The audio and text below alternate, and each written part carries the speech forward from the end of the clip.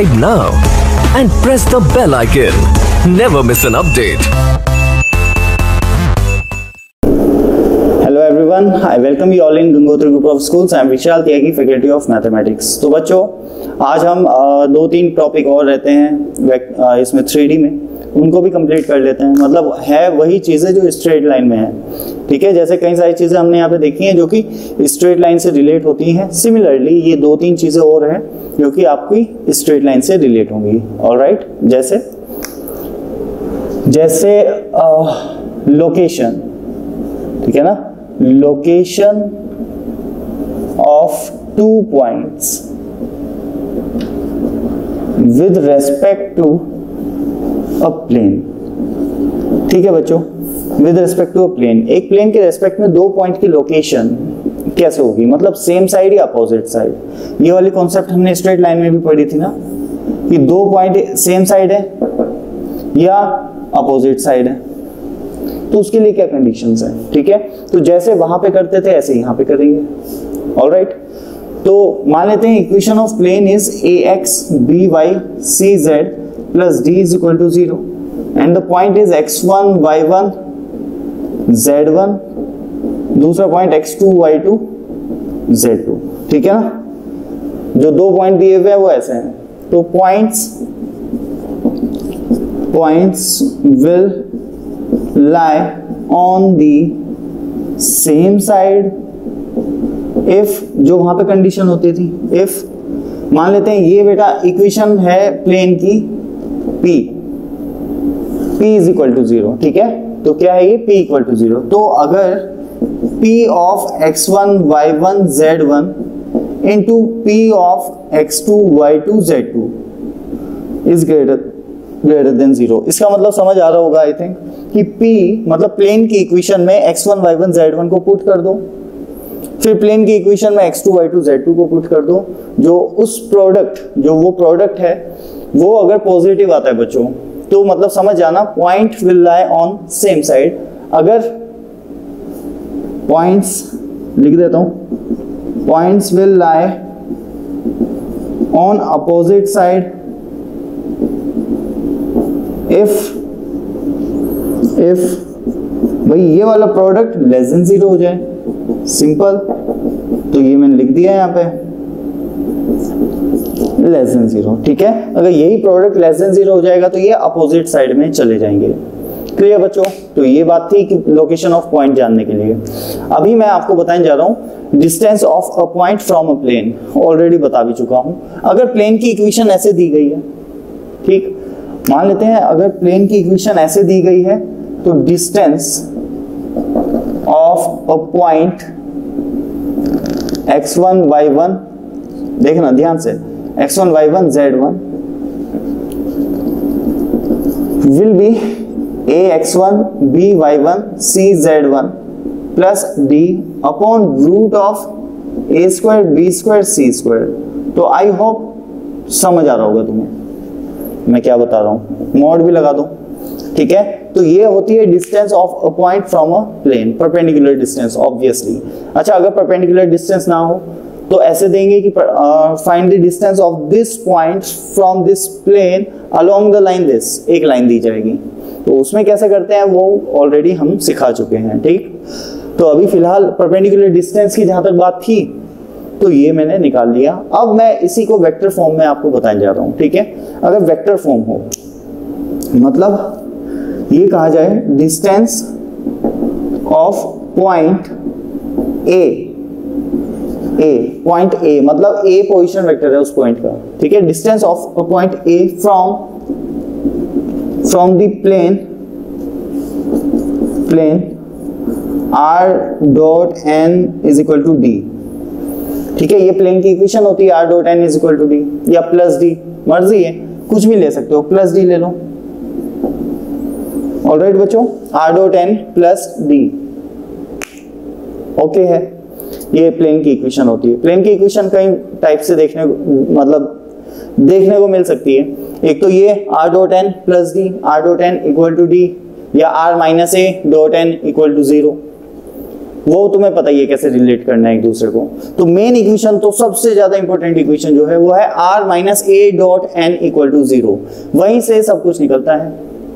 क्योंकि जैसे याद दिला देता हूं तुम्हें, बता तो सभी रखा है। देखो r minus a dot n equal to 0, dot product को अंदर लोगे तो ये आ गया a dot n equal to 0। अच्छा, a भी गिवन है, n भी गिवन है, r वेरिएबल है। r कौन है? वेरिएबल, ठीक है। तो ये तो एज इट इज रहेगा। अब इसका नाम minus of a vector into n vector का नाम मैं d भी दे सकता हूं, माइनस d भी दे सकता हूं, वो मेरी मर्जी है।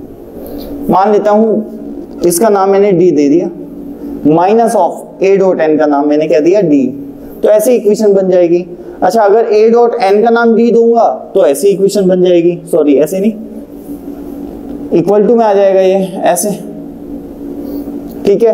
तो ये तो डिपेंड करता है इस पे, ऑलराइट। और मैंने तुम्हें यहाँ पे ये भी बताया था कि अगर इस फॉर्म में जो n है,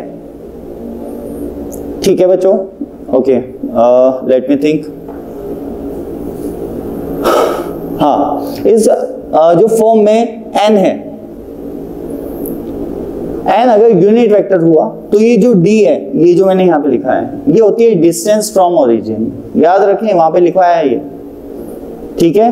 क्या कि अगर ये n, जो ये n वेक्टर है, ये एक यूनिट वेक्टर हो, क्या हो? Unit vector. तो a डॉट n हमें देता है distance of plane from origin, perpendicular distance of plane from origin. अगर याद नहीं है तो यहां पे भी लिख लेना एक नोट में बॉक्स बना के, ऑलराइट। इस केस में n वेक्टर अगर यूनिट वेक्टर है तो a डॉट n हमें डिस्टेंस फ्रॉम ओरिजिन देता है।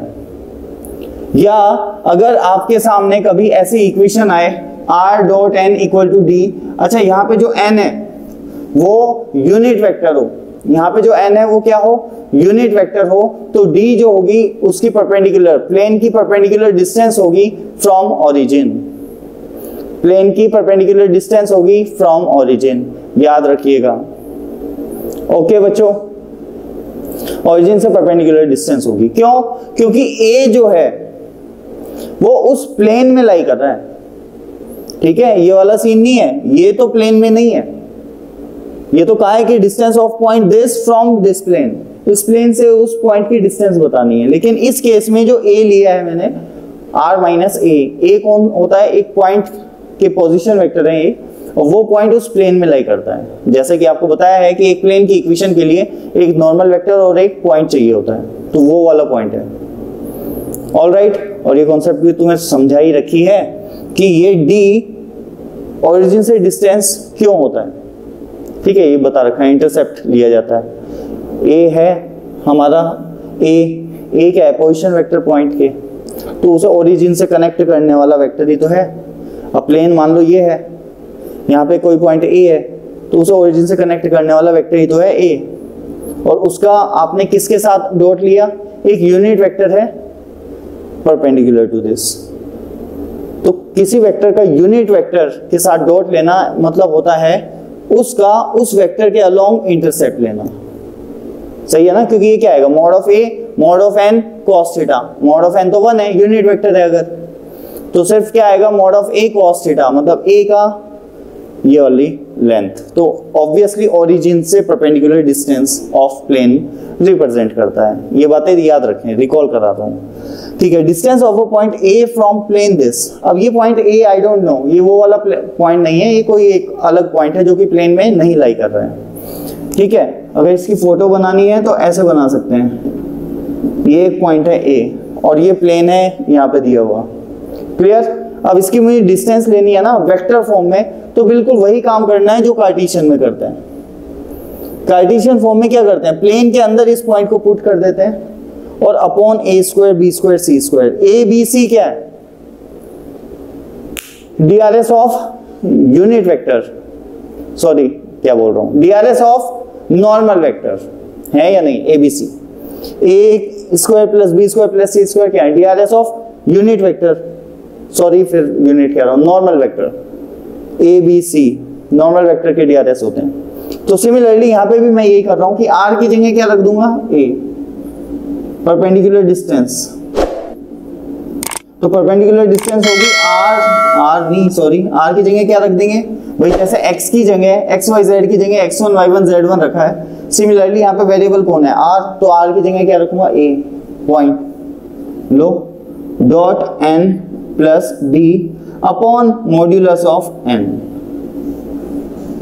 भाई ये कौन है, मैग्नीट्यूड है, किसका मैग्नीट्यूड है, नॉर्मल वेक्टर का है कि नहीं, देख लो।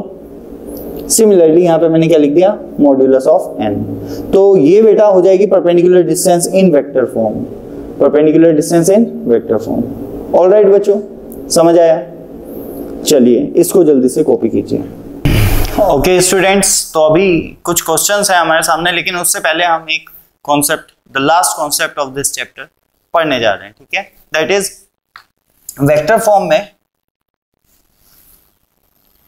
Distance between two parallel planes. तो क्या distance between two parallel planes in vector form, ठीक है। हम कार्टेशियन फॉर्म में हम ऑलरेडी पढ़ चुके हैं, ठीक। वेक्टर फॉर्म में क्या होगी, तो बेटा vector r dot n1 plus d1 equal to 0 and r dot n2 plus d2 equal to 0, ठीक है। अच्छा ये d1 d2 ये वेक्टर्स नहीं है, ये जस्ट कोई एक नंबर है, राइट। ओके, तो मैं ये कह रहा हूं इनके बीच की डिस्टेंस निकालनी है। अच्छा ये n1 है, ये भी n1 होगा क्योंकि पैरेलल प्लेन है, तो नॉर्मल वेक्टर तो सेम ही होने वाला है, ठीक। ओके, तो अब ऐसे में क्या करें, ऐसे में क्या करना चाहिए, तो डिस्टेंस होगी बेटा d1 minus d2 upon modulus of n, simple d1 minus d2 upon modulus of n। Alright बच्चों, ये होनी चाहिए। लेकिन अच्छा अब यहाँ पे एक प्रॉब्लम है, कई बार हम, और कार्टेशियन फॉर्म में भी मैं बता देता हूँ क्योंकि वहां पे भी प्रॉब्लम फेस कर सकते हो तुम।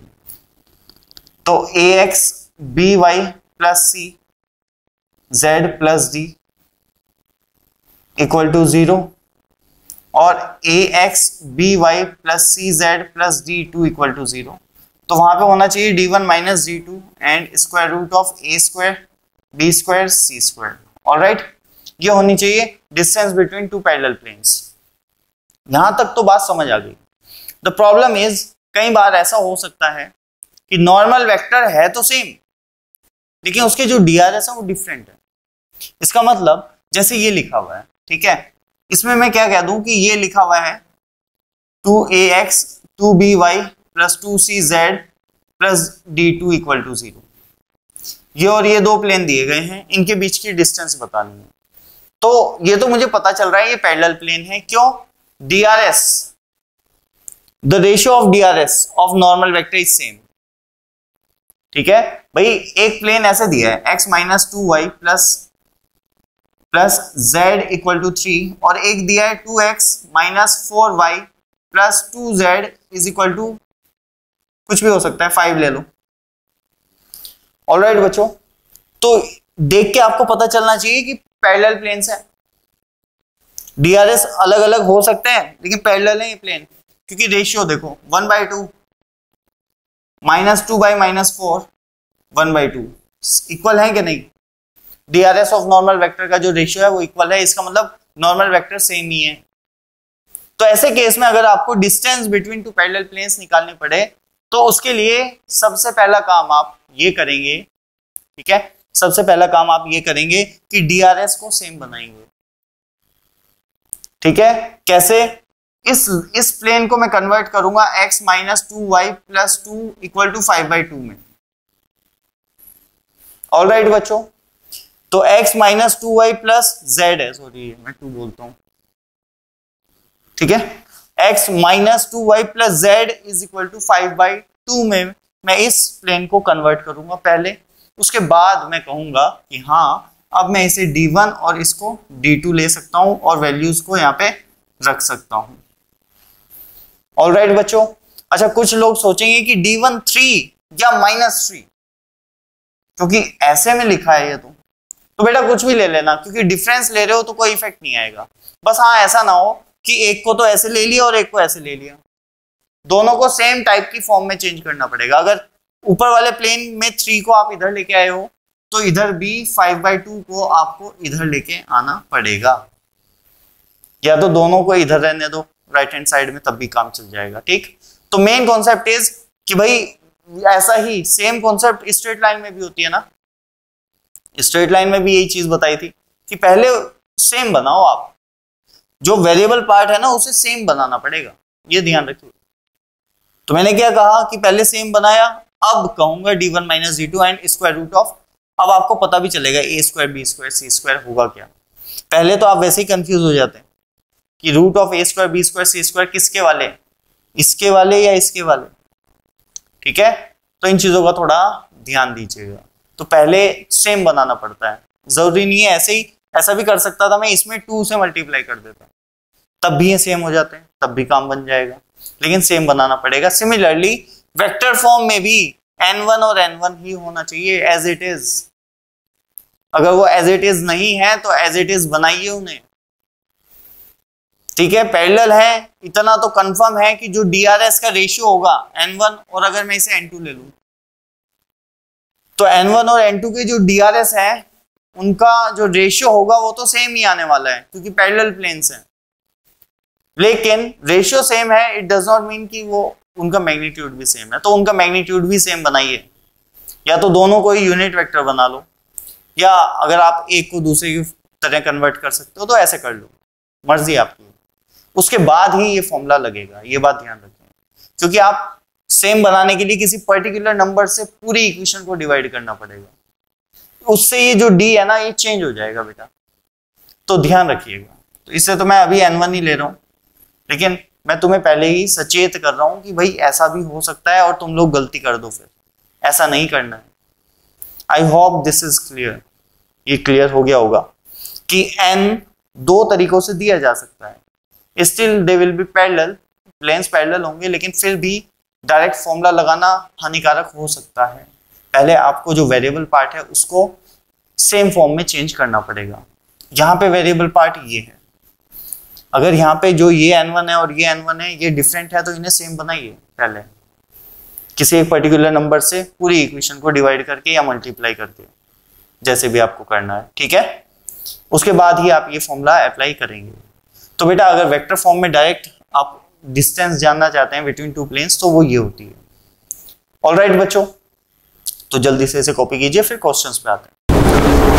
ओके स्टूडेंट्स, जल्दी से इन क्वेश्चंस पे आते हैं। ठीक है, तो question number 1 is a plane meets the coordinate axis in ABC 3 point पे मीट करता है एक प्लेन ABC पे। ठीक है, alpha beta gamma is the centroid of that triangle ABC, then equation of plane will be, equation of plane क्या होगी वो बतानी है। तो पहले सिनेरियो जो भी है उसे ड्रॉ कर लेते हैं। ये हो गया और बेटा ये हो गया। अब एक प्लेन है, प्लेन होगा यू नो वेरी वेल, तो मैं तो ये कह रहा हूं ABC पे कट कर रहा है, तो ऐसे कनेक्ट कर दिया मैंने। अब ये जो ट्रायंगल बनाया ये उस प्लेन के अंदर है। ऑलराइट, ये ट्रायंगल उस प्लेन के अंदर है। एक प्लेन होगा ऐसे, वो x एक्सिस को यहाँ पे मान लेते हैं a,0,0 है, ये है बेटा 0,b,0 और ये मान लेते हैं 0,0,c। इन 3 पॉइंट्स पे डिवाइड कर रहा है। ठीक है, ओके। तो इक्वेशन ऑफ प्लेन तो हमें ऑलरेडी पता है, x/a, y/b, z/c is equal to 1। Intercept form, right, तो ये होनी चाहिए इक्वेशन ऑफ प्लेन। लेकिन ABC कौन है, ABC थोड़ा ही दिए हैं उन्होंने। ठीक है, तो सेंट्रोइड लगा लेंगे, सेंट्रोइड। अच्छा, सेंट्रोइड क्या है इसका, होगा a + 0 + 0/3, 0 + b + 0/3, सही है बच्चों, and 0 + 0 + c/3, and which is equivalent to what, alpha beta gamma. तो यहां से हमें पता चलता है कि जो सेंट्रोइड मतलब जो A होना चाहिए वो होना चाहिए 3 टाइम्स ऑफ अल्फा, B होना चाहिए 3 टाइम्स ऑफ बीटा और C होना चाहिए 3 टाइम्स ऑफ गामा। सही है बच्चों, B होना चाहिए क्या, C 3 times of gamma. Yes, A/3 equal to alpha, तो A कितना 3 alpha, B/3 beta, C/3 gamma, ये होना चाहिए, सिंपल। अब रख दो इसमें x/3 alpha, y/3 beta and z/3 gamma is equal to 1, या इसको लिख सकते हैं ऐसे,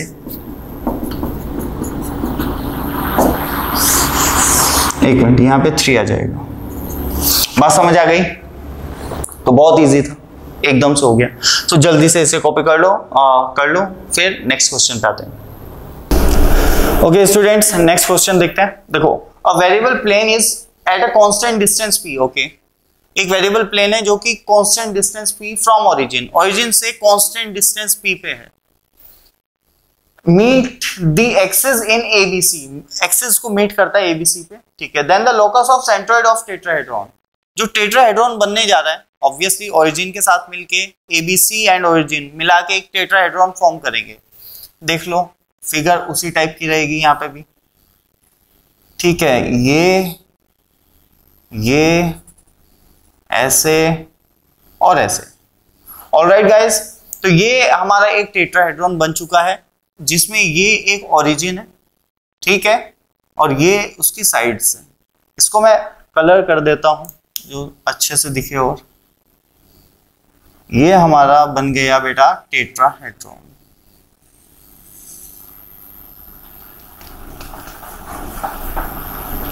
जस्ट वेट, ठीक है, ये हमारा टेट्राहेड्रॉन बन गया है, और ये ओरिजिन O, ये इसकी को इनिशियल साइड्स है, ऐसे करके मैंने दिखा दिया, ठीक है बेटा।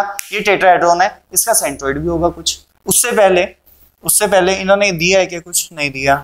क्या पूछा है? The locus of centroid, point P at origin meet the axis. चलो देखते हैं। देखो बेटा, ये होगा A,0,0, ये होगा 0,B,0, मान लिया, नहीं दिया तो 0,0,C, ठीक है बच्चों। ये क्या है? ये इंटरसेप्ट है इसके, x intercept, y intercept, z intercept, intercept form होती है ना। तो इक्वेशन ऑफ प्लेन, ये जो प्लेन है, जिस प्लेन में ये होगा ट्राइंगल, जिस प्लेन में ये ट्राइंगल होगा, मतलब इस ट्राइंगल को जो प्लेन कंटेन करता होगा उसका नाम है कुछ ये, इंटरसेप्ट फॉर्म से लिख दिया मैंने, ऑलराइट, ठीक है। अब देखो इसकी जो वर्टिसेस हैं किसके? टेट्राहेड्रॉन के। अभी याद हो अगर तुम्हें, तो भाई ऐसे किया करते थे हम, ठीक है। ये होता था हमारा टेट्राहेड्रॉन, ऑलराइट बच्चों। ऐसे भी मैं इसे ड्रॉ कर सकता हूं,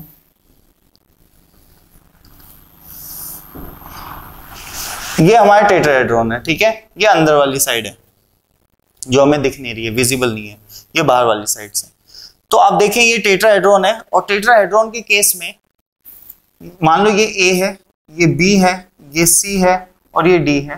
तो इस टेट्राहेड्रॉन का जो सेंट्रोइड होता था, ठीक है ना, वो होता था A B वेक्टर्स में पढ़ा है हमने, CD/4, A + B + C + D/4, alright. ये होता था उसका सेंट्रोइड, वेक्टर्स में हमने इसे प्रूव भी किया है।